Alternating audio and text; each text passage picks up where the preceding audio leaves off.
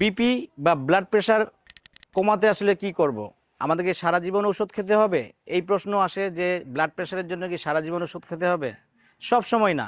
আপনি যদি আপনার জীবনধারা বা লাইফস্টাইলকে চেঞ্জ করেন বা কারেকশন করেন তাহলে আর লাগবে না। আপনি মূলত আমাদের বিপি বা ব্লাড প্রেশার কেন বাড়ে সেইটার দিকে যদি আমরা খেয়াল রাখি তাহলে দেখব যে আমাদের আসলে খাদ্যাভ্যাসের মধ্যে প্রবলেম। আমরা লবণ খাচ্ছি, আমরা বেশি বেশি কার্বোহাইড্রেট খাচ্ছি, যার কারণে সুগার ইমব্যালেন্স হচ্ছে।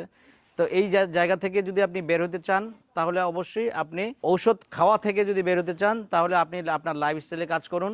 অর্থাৎ আপনার খাদ্য কি খাচ্ছেন, লবণ কম খান এবং কার্বোহাইড্রেট জাতীয় খাদ্যকে ব্যালেন্স করেন, যাতে করে প্রোটিন আর তার ফাইবার, গুড ফ্যাট, এগুলিকে আপনি যদি ব্যালেন্স করেন তাহলে অটোমেটিক্যালি আপনার শরীরের ওজন কমবে। ওজন কমলেই আপনার আসলে ব্লাড প্রেশারও আপনার নিয়ন্ত্রণের মধ্যে চলে আসবে। তো ব্লাড প্রেশার নিয়ন্ত্রণে আসবে। আর পাশাপাশি একটা জিনিস মনে রাখবেন যে আপনার ব্লাড প্রেশারের আরও কারণ হচ্ছে যে আপনার ঘুম কম হওয়া অথবা ঘুম না হওয়া অথবা স্ট্রেস, অ্যাংজাইটি, ডিপ্রেশন, এই যে মেন্টাল ইমোশনাল যে বিষয়গুলি সেগুলিও কিন্তু আপনার ব্লাড প্রেশারের জন্য দায়ী।